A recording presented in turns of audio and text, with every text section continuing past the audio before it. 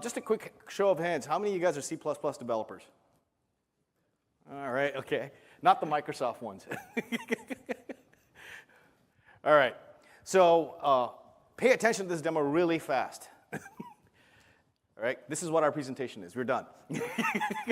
Okay, there go my reviews. Anyway, so this is an example. What you're seeing the video playing here is an example of how we see the SDK, the Microsoft Information Protection SDK, actually being realized in the real world. This is the more complete example before we actually get into the code. And here you're seeing examples where a user's going ahead and uploading content into Dropbox, and we have a partner product from Digital Guardian going ahead and blocking that, saying it's against company policy as such. So there are, again, several use cases that are covered within this particular video that I'm showing. We're going to start, the reason why we're starting with that is because it kind of covers a gamut of use cases right from the get-go. And these are use cases that have been realized already. All right? So without further ado, I am Kartik Kanikasabasan. I'm a program manager for, I work in the Azure Information Protection team, but my role essentially is to help work with partners and help develop an ecosystem for information protection products. And I'm here with my colleague, Tom Moser. Yeah, I'm Tom Moser. I'm a senior program manager on the Azure Information Protection team, specifically on our SDK team. All right. So with that said, how many of you have already heard the term MIP? Or Microsoft? Okay, great. How many of you were there at the MIP keynote yesterday? Just a show of hands. All right, so a lot of the stuff I'm going to say is not going to be news. All right, so let's talk about what we're going to talk about. We're going to talk about why we went down the route of going ahead and creating an SDK, something that was already there before. We had an SDK before with RMS. What's new about it? So we'll talk about that. In addition to that, look at exactly how it fits into the overall MIP picture, or a Microsoft Information Protection picture. And then throughout the course of the presentation, Tom and I are going to be showcasing a lot of the demo and the capabilities that we're bringing to bear with this new SDK as such. So there we go. So exactly what is Microsoft Information Protection? Microsoft Information Protection essentially is the ability to go ahead and detect, classify, protect, and monitor across various different workloads, whether that be on your device, in the cloud, on-prem, a SaaS app, as the case may be. We want to be able to go and make sure the experience remains as consistent as possible when you're trying to go ahead and protect your intellectual property. Now, the way we went about doing this was kind of broken, to say the least, because you had Office doing something on their own, and then you had Windows kind of doing something separate, and then you had Azure kind of doing something on its own realm. And when partners like yourselves kind of looked at it, said, okay, where do I start? And that kind of became a head-scratching exercise in and of itself. And if you're bald like I am, it's a very painful exercise. All right? So we kind of took a step back and said, okay, well, how do we do this better? How do we do this right, so to speak? And that's where we landed today. This is where, as of today, or as of yesterday, basically, the fact that we've mentioned Microsoft Information Protection, we are now building, if you will, a consistent experience across the board, regardless of how you consume that protected information. And when I do say protected, it's for a reason, because protection in some cases may imply encryption and may not imply encryption. Today, obviously, it does imply encryption for obvious reasons. But we are looking at things beyond how to expand the umbrella for the term protection as we evolve down this whole MIP continuum, as it were. But the intent is to keep the experience for classification, labeling, and protection as consistent as possible, regardless of where the payload goes. And how is this important? One of the great things about this SDK is that it is battle-hardened. And what do I mean by that? It means the fact that we already have a slew of products in Microsoft. Within Microsoft, one of the big tenets that we've actually used while building this SDK is first party equal to third party. There are no hidden SDKs that we only expose to Microsoft or functions that we only expose to Microsoft products that we do not expose to our third-party partners. They are identical. All right? So that's one of the key tenets that we actually aspire to. And then, as a matter of fact, as part of the broader MIP initiative, our partnership ecosystem is a very vital component of how we want our MIP community to thrive. So exactly what is the MIP SDK? First of all, it is GA as of today, and it's available on Mac, Linux, and Windows. And on Linux specifically, it'll be available on Debian, Ubuntu, and Red Hat. So as of today, technically, thank you. As of today, technically, we are now available on 5 operating systems. In addition to that, we are also public preview for the mobile SDK. And as you can see, we also have a C# wrapper. So these are all experiences that you can start as of today, or later in the day, provided that that's something you want to do after having a day-long session with PowerPoints. But if that's what you want to do, we'll be ready. And in addition to that, there's some things that we actually did differently in this case, unlike in the past where we had the RMS SDK. How many of you here have worked with the RMS SDK, just a show of hands? Or MSIPC as the other word. All right, okay, just a few. So we had the RMS SDK, which we internally call as the MSIPC SDK. Some of the architectural drawbacks on that was the fact that when you installed the SDK on the machine, when you downloaded that from Download Center and installed that, it was a shared library. So all apps were using the same set of shared libraries. So if that library changed, well, then all apps had issues. Now in this case, we've made this SDK really lightweight. And it renders itself really well to sandboxing. So what it means is your application could be self-contained, and the libraries, the SDK, would be bundled with it. And if there's another app, it'll manifest the same set of behaviors, and you guys can interoperate. Not a problem. All right? And it doesn't have to be just a line of business application. It could be a third-party app, it could be a Microsoft app, and it could be your line of business app, all interoperating without a problem as such. Along with that, it is a cross-platform C++. There's a reason why I call out C# particularly, because it's a cross-platform C++ SDK. And it will remain that way for a while. The core logic of classification, labeling, and protection will remain as in C#, but we will provide wrappers on top of it for different types of languages. Now, what are the kind of applications can you go build? Typically, there's always, well, I'm building an interactive application, so does it support that? Or I'm building a service application that's going to run in the background and do things. Can it support that? The answer is a resounding yes. We support all apps. The big difference, by the way, for those of you who've used the RMS SDK, anyone aware of the symmetric key authentication? Okay, nobody knows that. Good. Ignore that. All right, as of right now, for both service applications and user applications, you are now going to be using OAuth, which is the modern way of authenticating. And the SDK understands that.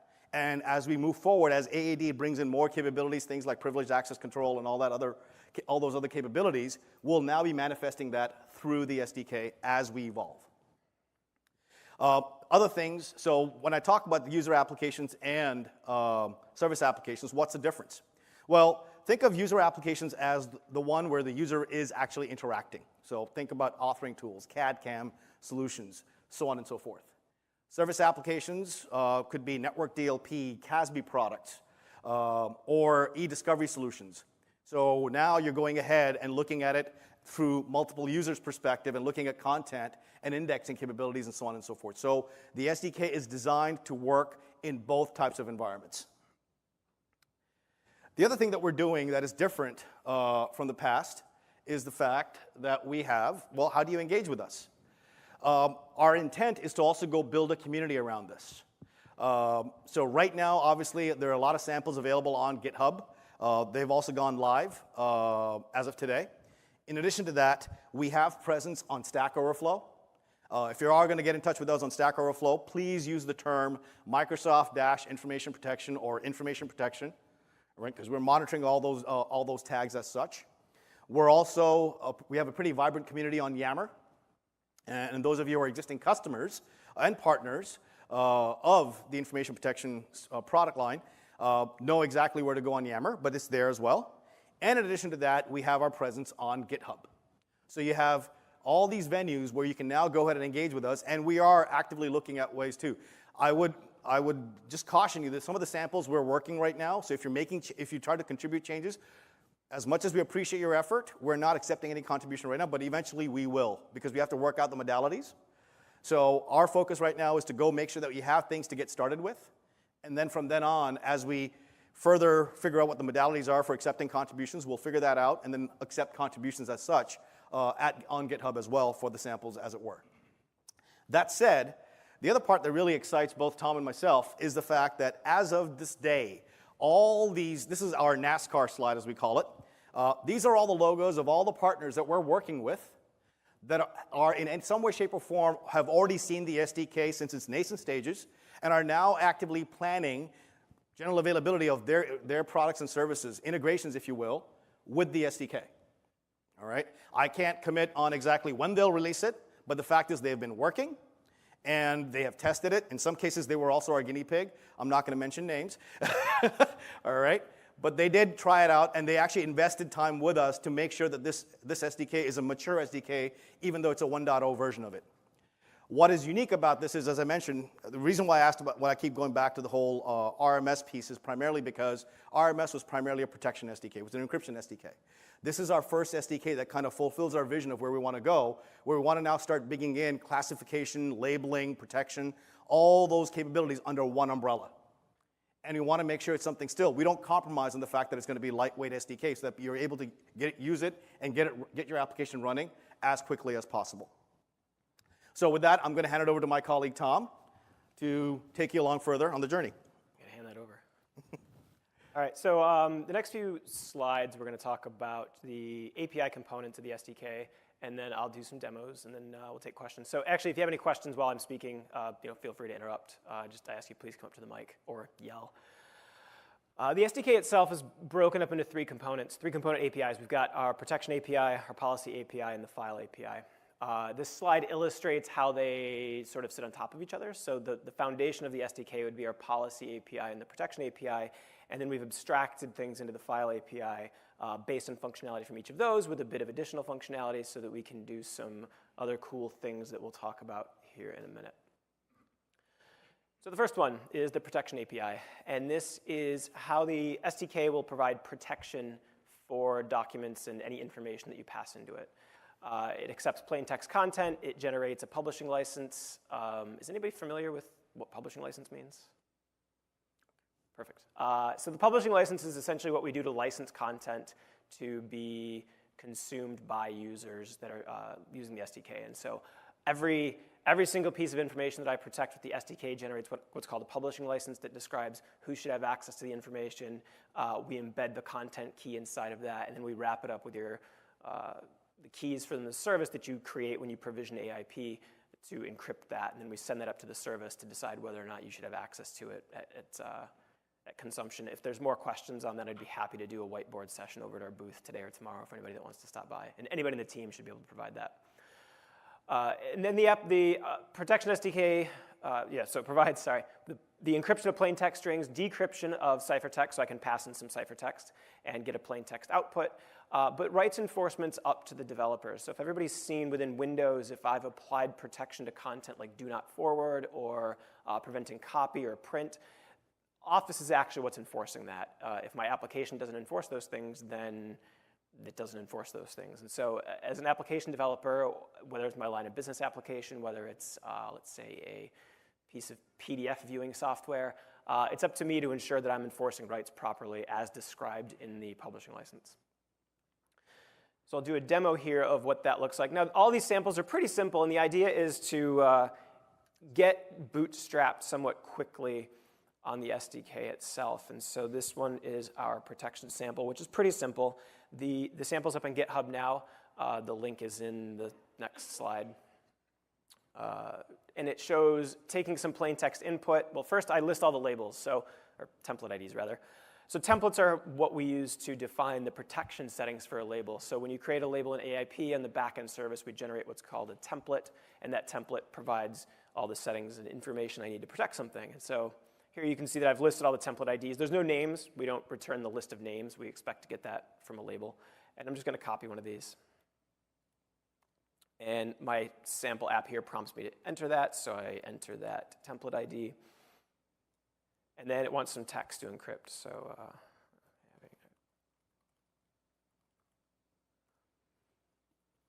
and if there's no Wi-Fi problems.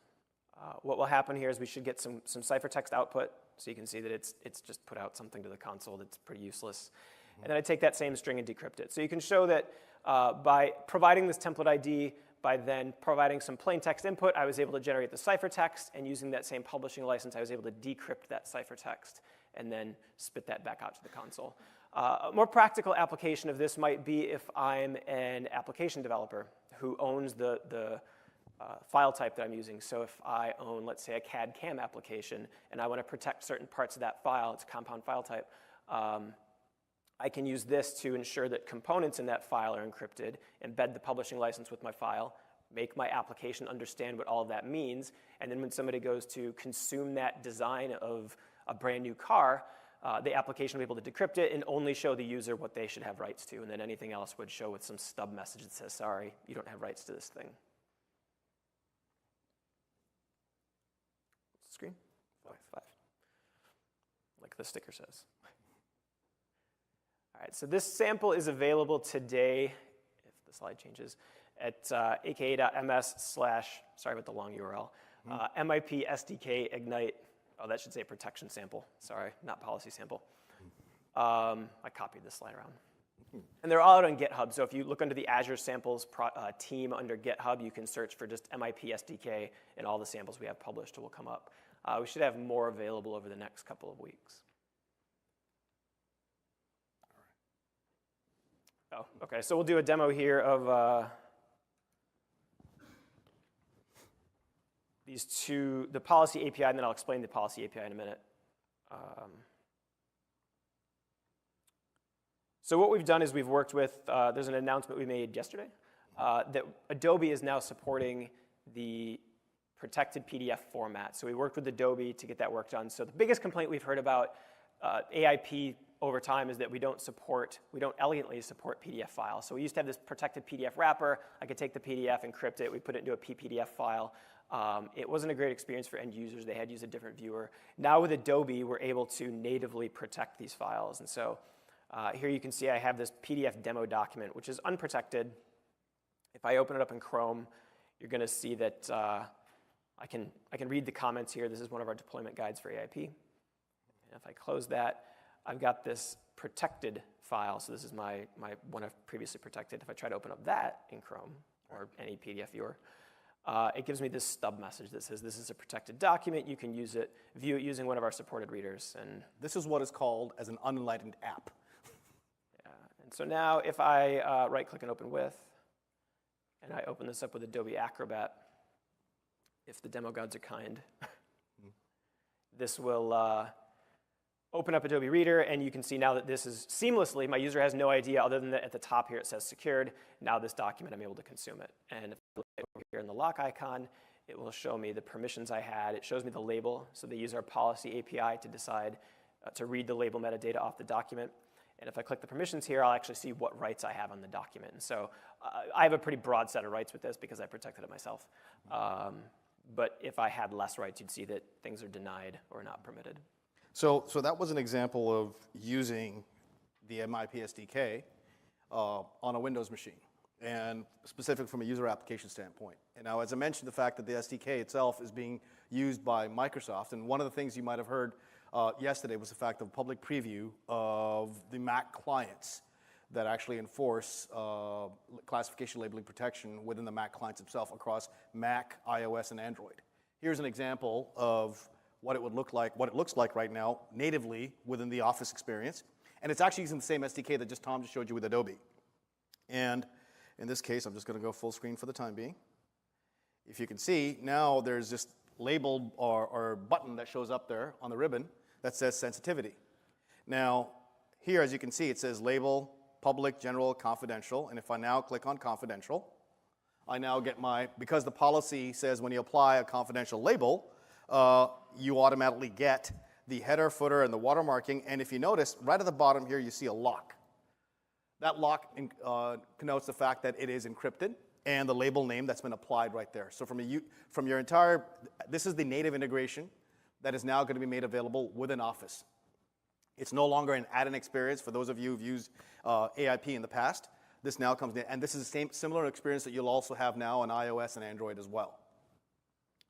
So I'm now going to pass that back over to Tom. Yeah, go back to that. Okay. All right.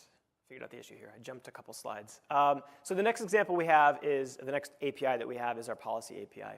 And the policy API is what allows you as an application developer to pull labels from the service and then decide what those labels should do within your application. This doesn't touch any files. It doesn't provide any encryption. It exists only, well, for two reasons primarily. One is to list the labels available to a user, and then the other is to compute the actions on those labels, and I'll show you here in a minute what that looks like. The last thing that we added recently, and everybody saw the auditing dashboards, or some people might have seen the auditing reports and dashboards we released today in preview. You'll be able to feed information into that audit pipeline through this API as well, so you can submit audit events to know what your users are doing with files. This API is specifically useful, as Kartik mentioned, in applications like Office, where I need to display the labels to a user and then calculate some action it can take. We won't take any action. We'll say, you should apply this metadata, you should apply this header and footer, and you should apply this protection, but it's up to you as the application developer to do that. So I'll show you an example of the policy API. Now, I already launched this to save some time here. So what happened is I authenticated to the service, and it listed all the labels that are available to me. These are configured in protection.office.com in the classification section. And so what I'll do here is just copy this Contoso FTEs label and then paste it in. And so what this does is it runs something called compute action. It takes in that label ID and a bunch of other information potentially. And it spits out a list of actions. Now, in this case, the only thing I took from that list of actions was the metadata that should be applied. And so this is telling me that, hey, application, if you see this label identifier selected, you should apply this metadata that describes the document. How that gets applied to your file or record is up to you. In our case, our file API uses Adobe XMP in a lot of cases. And then anything outside of that, you could use either XMP to apply it, because we would know what that meant, or you'd have to come up with your own way to do it. A lot of switching between the, oh, I did that, oops. Okay, good. Okay, so the last API we have, and probably the one that will be used most frequently, particularly by customers who are not like an ISV type shop, but you're writing this in your line of business applications, is our file API. And that includes functionality from both the protection API and the policy API, and allows you to simply throw a label ID at it, give it a file path, and it gives you out a protected file, or labeled and protected file if the policy dictated that it should be protected. We support some well-known file types today, so pretty much Office files and PDFs. We can do any type of file as long as that file should be protected. We'll wrap that in what's called a P file that I'd be happy to talk to you guys afterwards if you're not familiar with that. It allows an application to apply or remove protection, so I can, again, if I was going to download something from a line of business application, I might want to apply a label to that. On download, that file would be protected, and then on upload, I could remove that protection as the application. So I know that as data is leaving that app and then being shared around the network, that it's protected appropriately. And I'll show you a sample of that here in a few minutes. So I'll show you a sample of the file API now. This is a simple command line console output.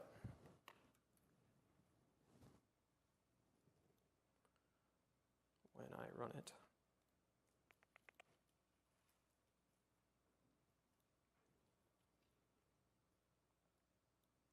So each of these applications, you'll notice, start off with either pulling the list of templates or pulling the available labels.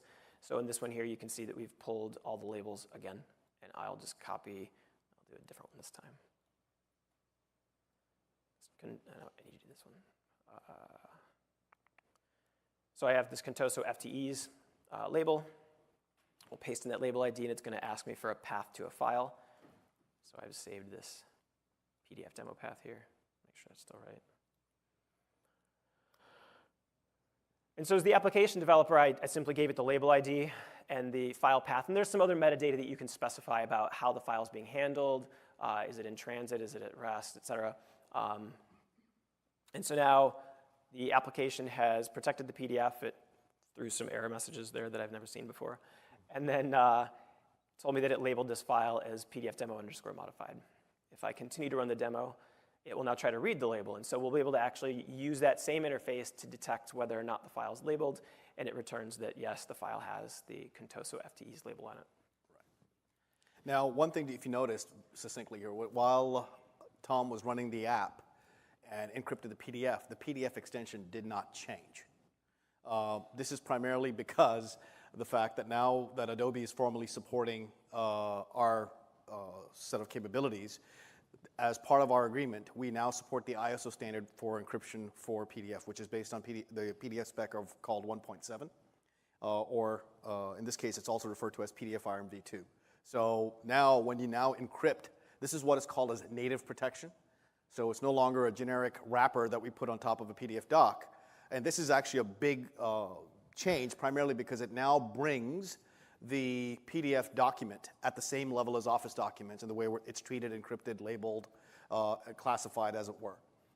And going forward, Adobe will also be bringing some of these capabilities into their Acrobat Pro capabilities, right now, obviously, the Adobe capability is restricted just to Windows, which will be going public preview early in October.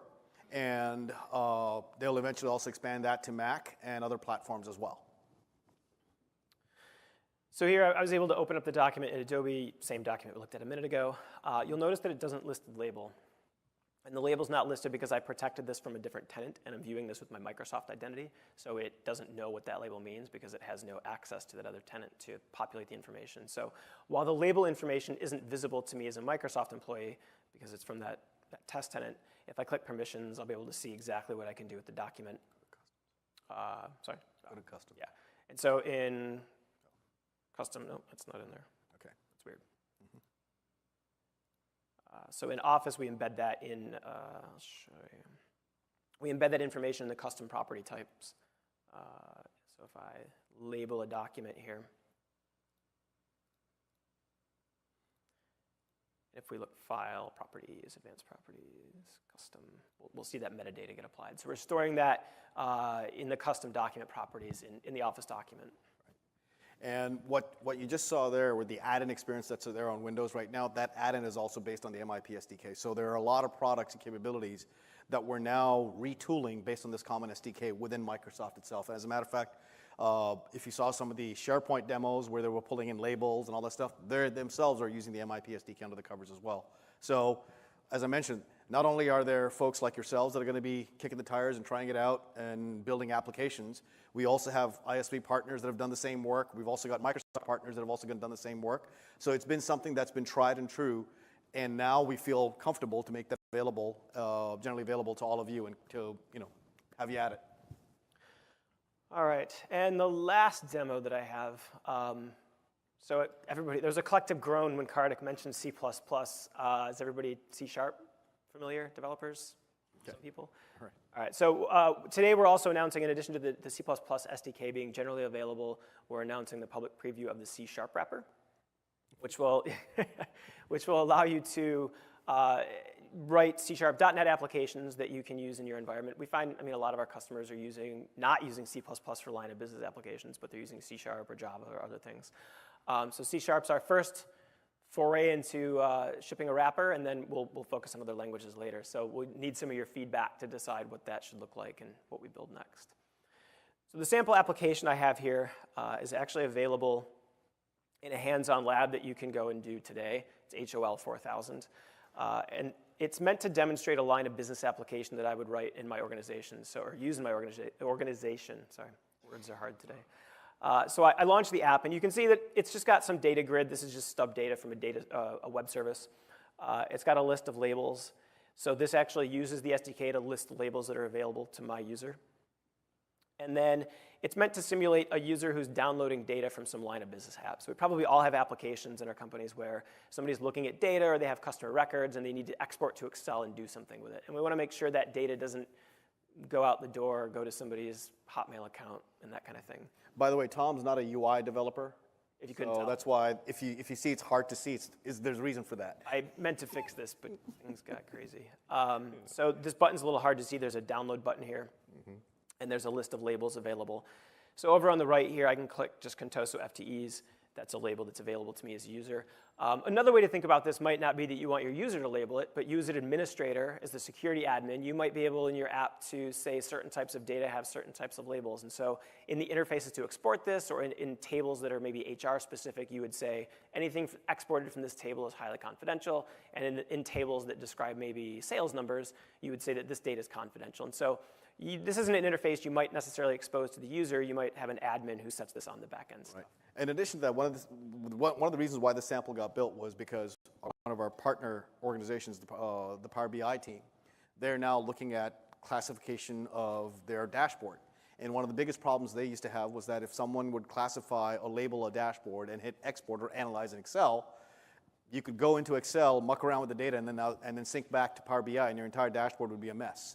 So now, by them classifying, by using this SDK, they're now classifying their dashboard. When they do analyze in Excel, the same confidentiality now conveys. So the rendered Excel file, if you don't have rights to open and muck around with the Excel file, you would not be able to go do it.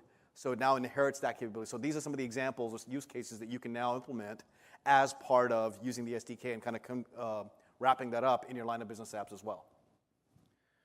So to complete the demo here, I'm a user. I'm doing something in this application with this incredibly useful information, and I want to export it. So I selected a label called confidential Contoso FTEs, and now I download that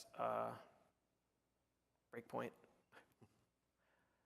And I get prompted to download it. It says, hey, you can save this now. And so I'm just going to save that. And as the user, I don't know anything happened. So as an administrator, I could apply these labels to this data set. The user goes to download it, and they open it up. And so I can get my app output. And in theory, the end user wouldn't know that you did anything. So you can see a few things happened here. First off, this is, again, from a different tenant, so the label doesn't display right away. But you can see that it has this confidential Contoso FTEs ribbon that comes up. And if I click View Permissions, it'll show the rights that I have. So I don't have full control. I can't remove permission, but I can copy and paste and print. This is all configurable by the administrator. I can reduce rights depending on the sensitivity of the information that I'm dealing with. And if I go back and drill into that custom properties, we'll see here that the label information was applied. So now my DLP solutions, Windows information protection, can use that metadata on the document to restrict access or monitor where it's going or to block the user from sending outside of Exchange Online, for example. So that's completely transparent. If your line of business apps are in C# today, you'd be able to take that wrapper and start to do the work to integrate this immediately.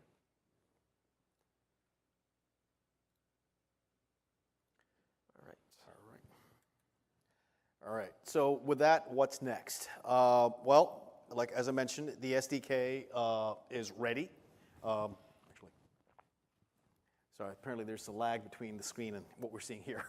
The SDK is ready. We want you to start engaging, so if you want to go download the SDK, you're more than welcome to do so. One thing to note, the Windows SDK, the Windows is available already as a NuGet package, as is the C# preview. So you can actually download those as NuGet packages and get everything going. We haven't done the package management part for the Linux and Macs components, so there's a little bit of a grunt work or heavy lifting that needs to be done there, putting the relevant libraries into your include folder and so on and so forth. But rest assured, we are working on that. We will be working on that. The samples are already out there on Azure samples, so that's the other thing you might go to look at is go to GitHub. Look at the folder that says Azure-sample, and you'll see all these samples that Tom just demonstrated here all showing up there. And you can literally download those things, get the SDK, compile, and it should just run. Provided that you have your subscription. One comment on the NuGet packages, they won't be available until probably later this week or early next week. Right. We ran into some last-minute things. So if you go to that link, it's not going to work right now, but they will be available. Okay. Like I said, please engage with us. Few things that we're also looking at from a roadmap standpoint as we go forward. We're also looking at bringing in things, building front ends, if you will, to our classification service. So you now have classification APIs being delivered as part of the SDK. In addition to that, we're also bringing in some of the audit capabilities within the SDK itself. And as you can see, the way this SDK is designed, it's actually modular. It doesn't, just because it has a slew of these things, your application may or may not choose all that. As a matter of fact, some of the samples that Tom showed you, in the protection API, it literally just went ahead and applied protection, right? You don't have to use the labeling API. So it's modular in that sense. We've actually made it in such a way that you can essentially a Swiss Army knife of capabilities around information protection, as it were. So a couple of things, resources that are in your hands. So again, resources-wise, you have the GA blog that will be out soon. Binaries, this is the location that you will go to get binaries of all sorts, of all the platforms.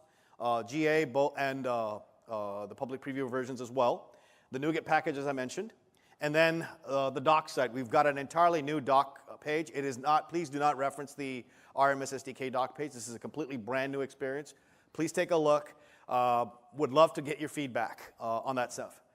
That said, this is not the only MIP session. There are a heck of a lot more that you can cover. As a matter of fact, tomorrow in the morning at the Hyatt Rotunda, we are going to be showcasing 5 partners that have gone ahead and built integrations that will be GAing with what we have, including folks like Palo Alto, Informatica for structured data. So if you're interested, come by, and those folks there will actually go provide more details of how they've gone about integrating, and actually get a little bit more better explanation than what I did for the Digital Guardian demo as well.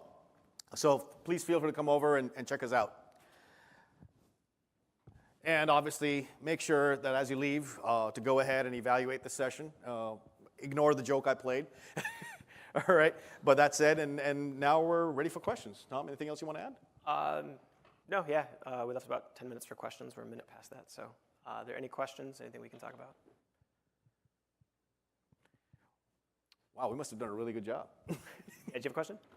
Yeah, I have a question. You mentioned subscriptions, Mm-hmm. and you also said that MIP was announced this week. Mm-hmm. So what is the licensing around MIP? So MIP, from a licensing standpoint, well, if you have your M65 E5 license or E3 license, MIP is flighted. If you have your Office E3, E5, MIP is there. And again, if you have your EMS E3 or E5, depending on the kind of services you want to leverage, you can use those licenses as well with MIP as it is. These are all instances. What's actually happening, and as I mentioned early on too, what's happening is the fact that a lot of the information protection experience is kind of coalescing into the Security and Compliance Center.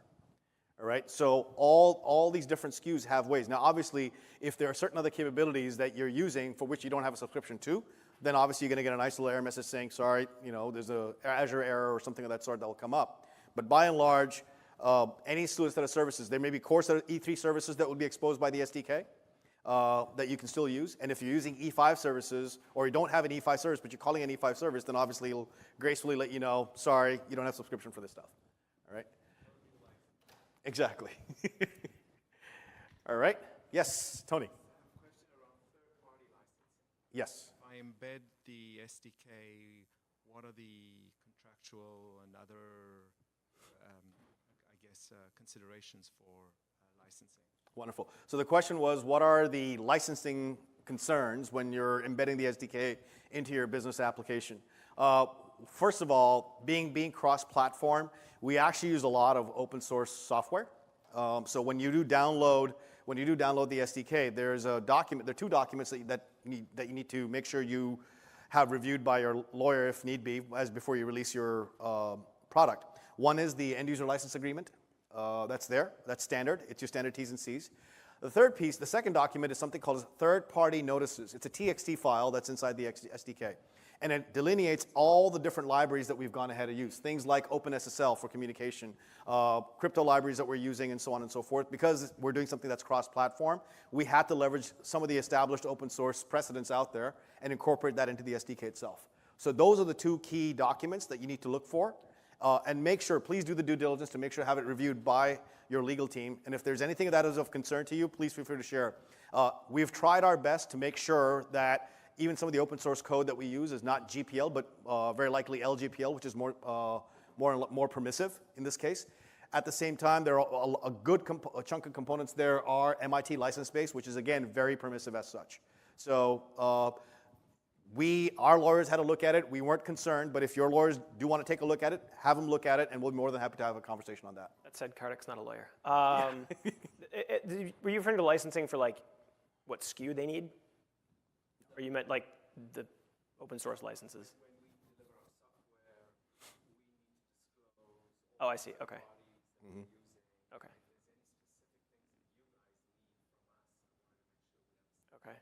One question that does come up around this quite frequently, and with our AIP scanner, speaking of licensing, is what, and I hate getting into marketing stuff, is what license do I need to use this? And it's a good rule of thumb is that any user for whom data is being labeled, so if I'm running like a DLP service that's applying labels to data, those users, anybody who's having a label applied for them needs a license. Protection, consumption of protected content is always free. Okay. All right. Well, folks, thank you. I appreciate your time. I know it was in the afternoon, so talking code in the afternoon usually is when you fall asleep. All right, so thank you for bearing with us. I appreciate it. Looking forward to talking to you guys more. Thank you.